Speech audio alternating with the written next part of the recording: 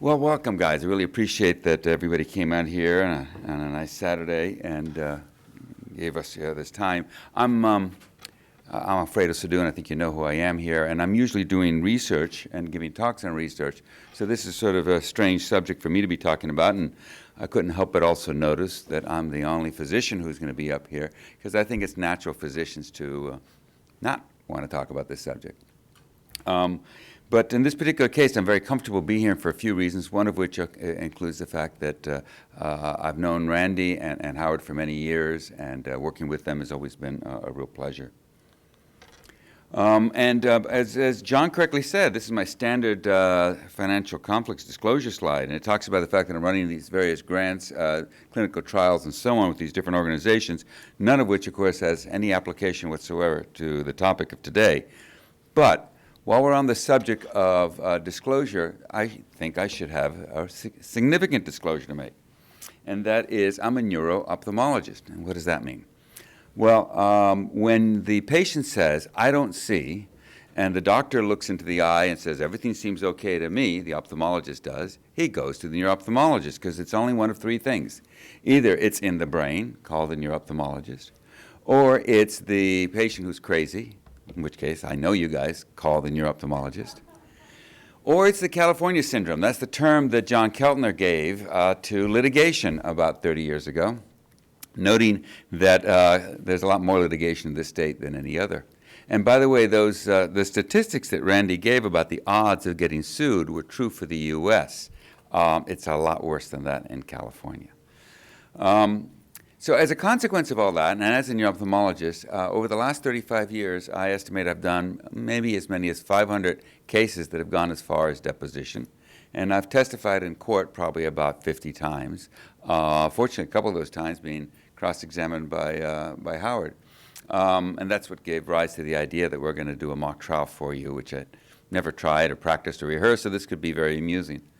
But I should also mention two other things as part of this general disclosure, one of which is that almost all those cases were done on behalf of the defense, and number two is the checks are made out to the Regents of California. I don't get paid for doing that at all. So much of this is what you've already heard from Randy and Howard, but I thought I would put it in fewer words and fewer slides. You've got three different issues here that you have to think about relating to. The first is you've got to relate to the patient.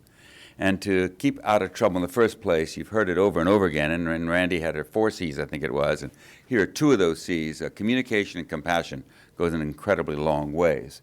And I think that I, not thinking about C's, would have said the third thing is sincerity. And that is where I thought I was going to have some sort of a pushback from Randy or Howard, but apparently not. I'm a very strong believer in apologies. And again, the apology doesn't have to be to the extent of saying, I'm sorry I screwed up. No, that's not usually the way it's worded. But to say, I'm sorry that we didn't get the expected results from that surgery seems to me an extremely important and positive thing. And as you know, California and several other states cannot allow that to be used against you in court, although apparently there's some trickiness to the exemptions for which under very certain circumstances it can't be. But nonetheless, I think there may be one major difference that I have from my point of view from that of Randy and that of Howard, which is I want to keep you out of Randy's office and Randy wants to keep you out of Howard's office. So Howard just walked in. I'm going to tell you there's only 2 times in my life I've disagreed with Howard, who's been a very close friend of mine for almost 40 years. One is when he called a touchdown in the Seattle game with Denver, where clearly the person had a foot out of bounds. But the second is when he says more documentation is always better. He's right, of course, but he's talking about when it comes to court and you're in his hands. But if you lose the forest for the trees and get into a situation where the documentation has distracted you from the game, and that can happen, then you lose a relationship with the patient, and that can be harmful. And I just as soon keep you away from any risk management issues whatsoever, so you don't even get to meet Randy, much less Howard. But you certainly have that relationship with the chart, the documentation, and I have certainly seen cases where there's a lot of sloppiness in the chart, and that sloppiness will give the jury a very negative impression. And I'm thinking of one person in particular who felt that you can have too much documentation, and he was one of my attendings. John will remember Hal Mackenzie Freeman. And Hal said, you know, that big Xerox copy of a consent, that's for the lawyers. Yeah, we do that because they make me do it. But the real consent is when I talk to the patients. And then he would take out a blue ballpoint pen, and while the patient is asking him a few questions, he's writing in simple print, just a very, very brief summary that more or less said, patient asked me about the risks, and I mentioned this and this. Patient asked me about the benefits, and I mentioned this and this. And then at the end of 2 or 3 lines that he'd printed out in ballpoint pen, he would sign it, turn to the patient, and says, you sign right there. And obviously it didn't carry a great deal of detail, and it didn't carry the 15 pages of material that the other consent will. But that's the one that the patient will not be able to deny later on and say, well, as Howard says, I was under sedation. What was I supposed to do? I had to sign that to get a surgery.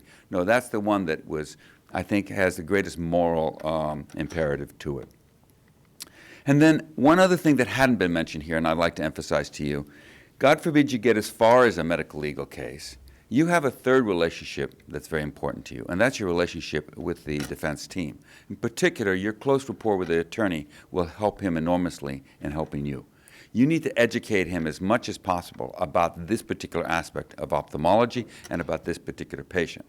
And then you need to be educated by him in terms of the medical, legal, or the courtroom culture.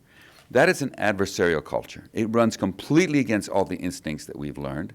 I have several friends of mine who had only 1 or 2 experiences as an expert witness, spun around and says never again, because they were shocked at a culture where somebody actually wished to undermine them. They didn't understand that. That's not something we've ever seen in science and medicine. You need to see that and understand it so far ahead of time that it won't shock you when you're in the court. So I'm going to, in a little while, have this mock trial where I'm going to do my very best to be a bad physician and a bad witness, both. And these are the characteristics I hope to be able to display with Howard doing a good cross on me. That is confusion, maybe confusion of the medical records. I certainly have seen cases where right and left were confused, and where visual acuities were not recorded or things of that sort. An attitude that is arrogant or flippant is going to get you in a lot of trouble. An attitude that is callous is going to lose the jury's sympathies. And one of the most common things I've seen is a physician who feels so strongly, one would understand that we all do feel this way, why am I in court? I didn't spend 4 years of medical school and 4 years of residency to train for this. I have a lot to offer society, and I've got now an empty clinic where I should be seeing my patients, and I'm wasting my time here. Do not let that come across. Emotions are generally very problematic, and it's really hard not to be emotional because you're going to take this personally, and that's going to be part of your education by your attorney. Howard will try his best to dissociate yourself from the sense of being insulted by being there. So, do not show yourself as aloof or annoyed, sarcastic, angry. For goodness sake, don't get into a shouting match. Don't be argumentative. Don't refuse to answer the question. And don't show the exasperation that most of us will, in fact, be feeling. You know, it's hard. It's very hard because you just feel, as you find out that you've been sued, that somebody's saying you're incompetent. And you feel proud of how competent you are. And now you've got to go through a system with all this garbage, all the forms, all the affidavits, the depositions. And if you're unlucky, you're going to run into a plaintiff's attorney who's mean-spirited, who's going to try to do his best to make you feel small.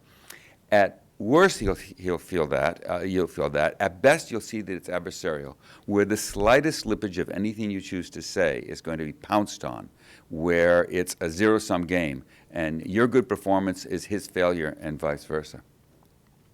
And of course, incredibly costly for you to be in court if you're not in clinic.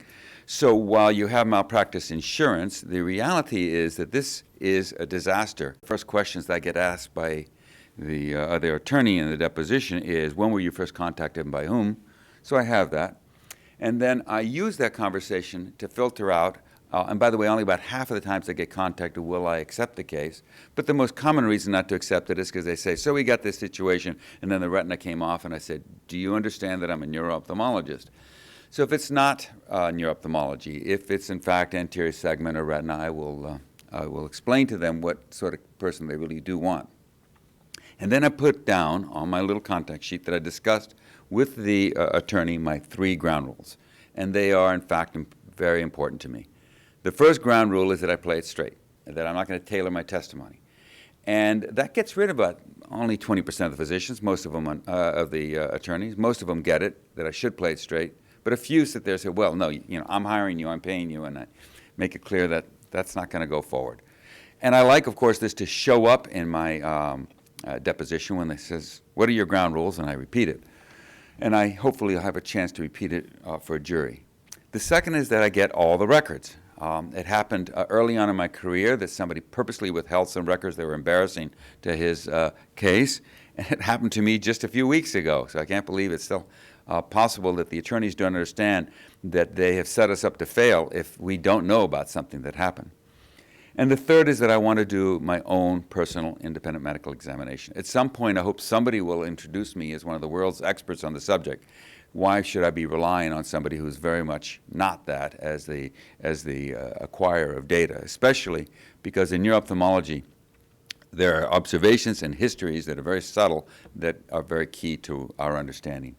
And that's usually the one that breaks the deal because they'll often tell me how inconvenient it is to be able to get the patient or it's too late, but I try to insist on that, although sometimes things get out of hand, and I have very recently had a problem with an attorney who didn't let me examine the patient, but I got called into deposition.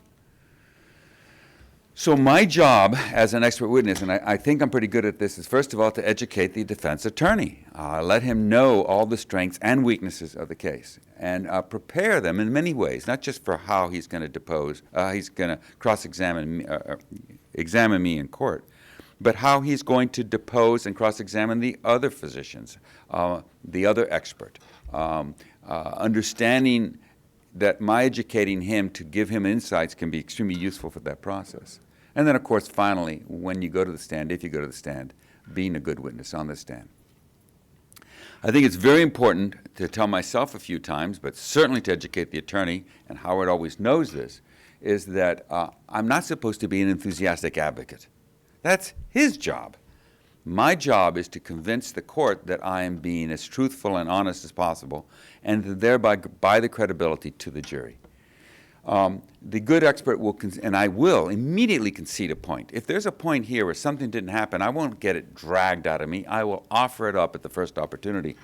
I want to concede the point, keep my credibility, and yet be able to make what's most fundamental, which is the point that this is not malpractice going on. So anyway, I will reiterate, I certainly feel that way. I'm not for hire, and what I'm accountable to is actually not the attorney who's asked me. I'm accountable to the court. The very competent expert will work with the excellent attorney and resuscitate a case that has had very poor and unexpected outcomes. Now, that's sort of the way that I think a lot of people see it. A juror who doesn't understand the details says, well, you do a cataract surgery and the patient got endophthalmitis. That only happens 1 in 5,000 cases. Something must have gone wrong simply because statistically it's not supposed to happen. And that's where the expert has to be able to show that, yes, from a statistical point of view, extremely rare, but rare doesn't mean necessarily anybody did anything wrong. So I have these particular features I'm trying to do. I'm trying to show the physician was correct or at least conscientious. Be able to make this fundamental and very important distinction between a bad outcome and malpractice. Being able to show that I am, in fact, expert without being arrogant. And most of all, as I mentioned before, I always want to concede the truth, but not the defense. Now, unfortunately, if the attorney and the expert are not very good, the jury will look at two competing experts and say, I don't understand this one, I don't understand that one, I don't understand why they disagree, and it sort of just all neutralizes out. And they're going to assume that a bad occurrence that's rare means something must have gone wrong. And if something went wrong, then it comes down to one thing.